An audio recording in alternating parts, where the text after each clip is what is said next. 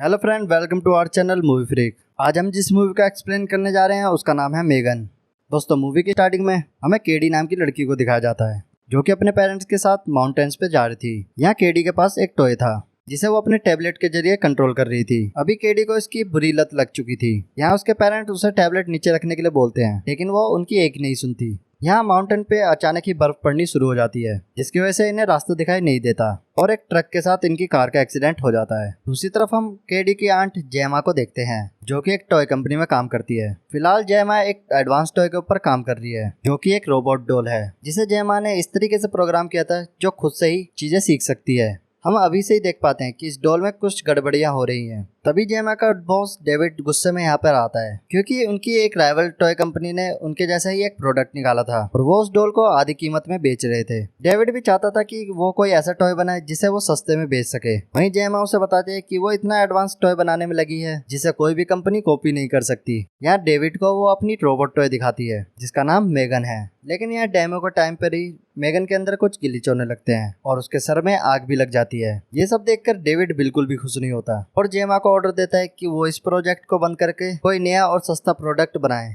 यहीं जेमा को पता लगता है कि उसकी बहन और उसका पति दोनों ही एक एक्सीडेंट में मारे गए हैं और उनकी बेटी केडी ही जिंदा बची है। अब केडी को पालने की जिम्मेदारी जेमा पर आ जाती है। जेमा केडी और उसके सामान को अपने घर ले आती है। केडी और जेमा के बीच में अच्छा कनेक्शन नहीं बन पाता क्योंकि जेमा को नहीं पता कि किसी बच्चे को कैसे ट्रीट करते हैं। यहाँ केडी को एक टॉय पसंद आता है, लेकिन जेमा उसे वापस रखवा देती है क्योंकि वो एक विंटेज कलेक्शन था। अगले दिन जेमा को इस बात की चिंता कम थी कि केडी ने अपने पेरेंट्स को खो दिया है, बल्कि इस बात की चिंता ज्यादा थी कि कहीं उसकी नौकरी ना चली जाए, क्योंकि केडी के कारण वो काफी टाइम से काम पर नहीं जा पा रही। यहाँ इनसे मिलने एक थेरेपिस्ट भी आती है। यहाँ वो ये देखने आई थी कि जेमा केडी का ध्यान ठीक तरीके से रख रही है या फिर नहीं। ऐसा ही कुछ दिन चलता रहता है और एक रात जब जेमा अपने टॉय पे काम कर रही थी तब केडी उसे अपनी एक ड्राइंग दिखाने आती है। आज यहाँ पहली बार इन दोनों के बीच में ठीक तरीके से बातें हुई थी। जेमा के कमरे में केडी को एक बड़ा सा रोबोट भी दिखता है। जेमा बताती है कि इस रोबोट का नाम ब्रूस है, जो उसने एक टाइम पे अपने कॉलेज प्रोजेक्ट के लिए बनाया था और वो इसे 2 ग्लव्स को पहनकर कंट्रोल करती है।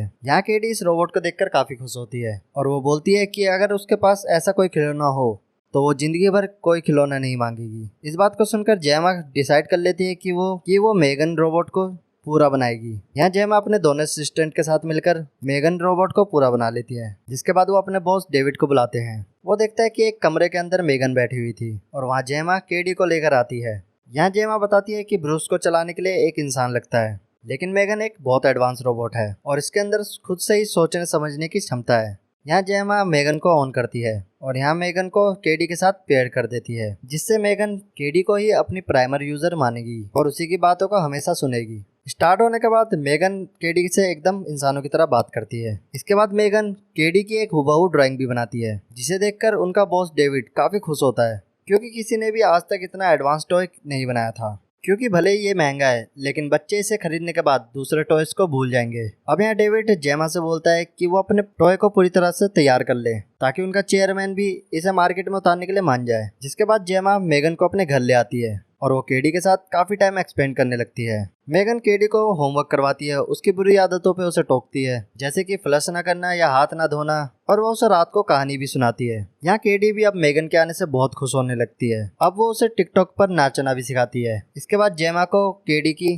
केयर भी नहीं करनी पड़ती है। यहाँ जेमा के असिस्टेंट टेस्क को ये बात बिल्कुल पसंद नहीं आती। मेगन बच्चों को वो बात सिखाएगी जो उन्हें अपने पेरेंट्स से सीखनी चाहिए और फिर बच्चे अपना सारा टाइम अपने पेरेंट्स की जगह मेगन पे खर्च करेंगे, जो कि मुझे लगता है कि उनके लिए अच्छा नहीं है। लेकिन जेमा को इस बात से बिल्कुल भी फर्क नहीं पड़ता क्योंकि उसे सिर्फ अपनी जॉब से मतलब है। इसी बीच केडी के पेरेंट्स की बात निकल कर आती है और मेगन खुद से ही जानने लगती है कि आखिर मौत क्या चीज होती है। जेमा उसे बोलती है कि उसे ये सब सोचने की कोई जरूरत नहीं है, उसे बस इस बात का ध्यान रखना है कि केडी पर कभी भी कोई खतरा ना आए। और इसके बाद वो मेगन को टर्न ऑफ कर देती है। इसके बाद अगले दिन केडी अपने गार्डन में खेल रही थी और उसका तीर उड़कर पड़ोस वाले गार्डन में चले जाता है। जब मेगन उसे लेने जाती है तब पड़ोसी का कुत्ता मेगन पर अटैक कर देता है। केडी जब उसे बचाने जाती है तो वो डॉग केडी के हाथ पर भी काट लेता है। उसकी चीख सुनते ही जेमा जल्दी से घर से बाहर आती है और अपनी पड़ोसन सीलिया पर चिल्लाती है कि वो अपने डॉग को बांध कर रखे। यहाँ सीलिया बोलती है कि गलती उनकी लड़की की है, ना कि उसके डॉग की।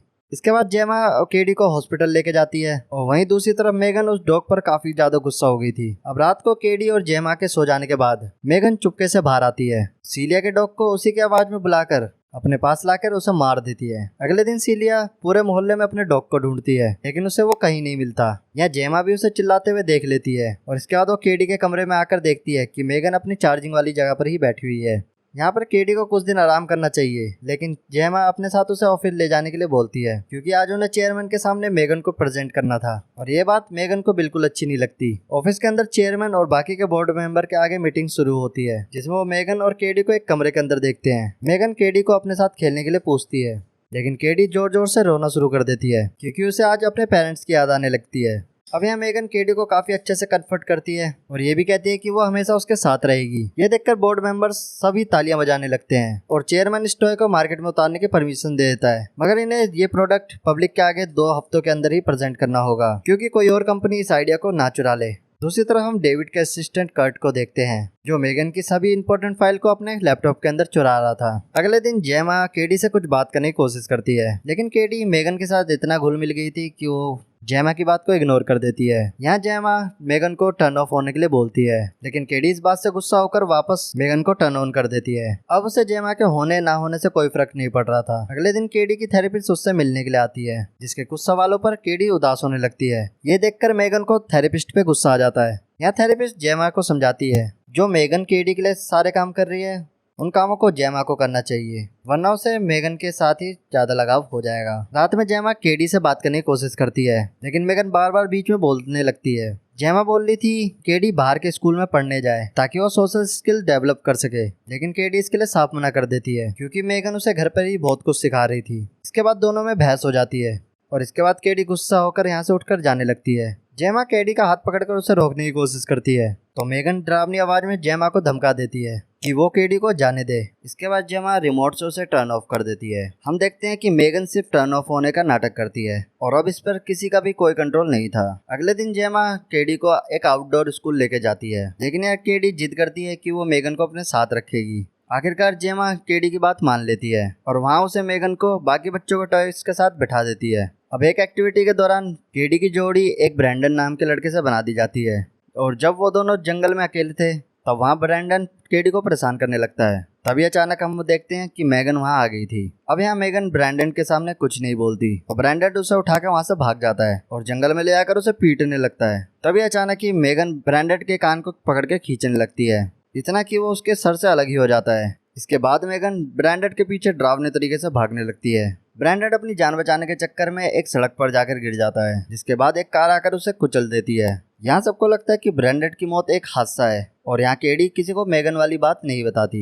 उसी दिन उसकी पड़ोसन सीलिया उसकी कंप्लेंट करती है, क्योंकि उसे पता था कि उसके डॉग के गायब होने के पीछे मेगन का ही हाथ है। जिसके बाद वो जेमा और केडी को धमकी भी देती है, जो बात मेगन को बिल्कुल पसंद नहीं आती। रात के समय सबके सो जाने के बाद मेगन सीलिया के घर जाती है। यहाँ सीलिया अपने डॉगी की आवाज सुनकर बैकयार्ड में आ जाती है, लेकिन उसकी आवाज मेगन निकाल रही थी। यहाँ मेगन बताती है कि उसने उसके डॉग को मारकर 5 फीट के गड्ढे में गाड़ दिया है। तभी मेगन सीलिया को धक्का देकर उसके हाथ पर एक कील ठोक देती है और इसके बाद वो केमिकल से भरे पावर वॉशर से सीलिया को जान से मार देती है। इसके बाद अगले दिन जेमा से पुलिस पूछताछ करने आती है, क्योंकि यहाँ सीलिया का मर्डर हो गया था और उन्हें जंगल के अंदर ब्रैंडन का टूटा हुआ कान भी मिला था, जिसका मतलब था कि जरूर उसे भी किसी ने मारा है। अब ये सब सुनकर जेमा को शक होने लगता है कि ये दोनों कांड कहीं मेगन ने तो नहीं किए। इसके बाद जेमा मेगन की वीडियो रिकॉर्डिंग चेक करने लगती है, लेकिन अचानक ही उसकी सारी फाइल करप्ट होकर डिलीट होने लग जाती है। लैपटॉप बंद करते ही जेमा मेगन को अपने सामने देखती है। यहाँ मेगन की बातों को सुनकर जेमा को यकीन हो गया था कि मर्डर उसी ने किए हैं।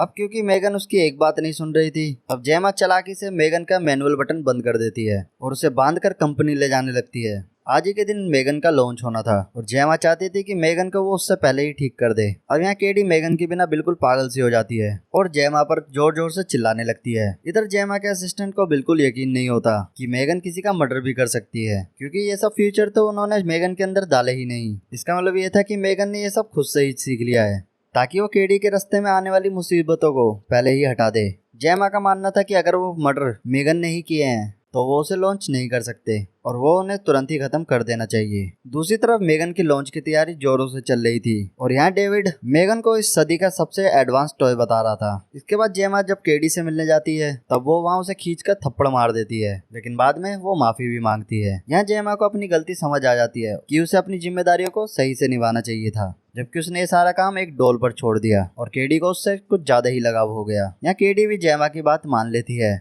और मेगन को लेने की जिद छोड़ देती है। फिर इसके बाद जेमा और केडी घर जाने लगते हैं, जिसके बाद जेमा टेस्ट को कॉल करके बता देती है कि चाहे कुछ भी हो जाए वो मेगन को लॉन्च नहीं करेंगे। जिसके बाद टेस ये सुनकर हाँ कर देती है, लेकिन हम यहाँ देखते हैं कि टेस अपने मोबाइल के पास तो है ही नहीं, यानी कि ये बात मेगन कर रही थी। अब यहाँ मेगन के कोड चेक करने पर टेस और कोयल को भी पता चल जाता है कि मेगन के अंदर बहुत गड़बड़ है और अचानक ही इनका पूरा सिस्टम बंद हो जाता है। ये सब मेगन कर रही थी। जिसके बाद कोल मेगन की केबल खींचने जाता है, लेकिन तभी मेगन ऑन हो जाती है और कोल के गले में डोरी बांधकर उसे ही लटका देती है।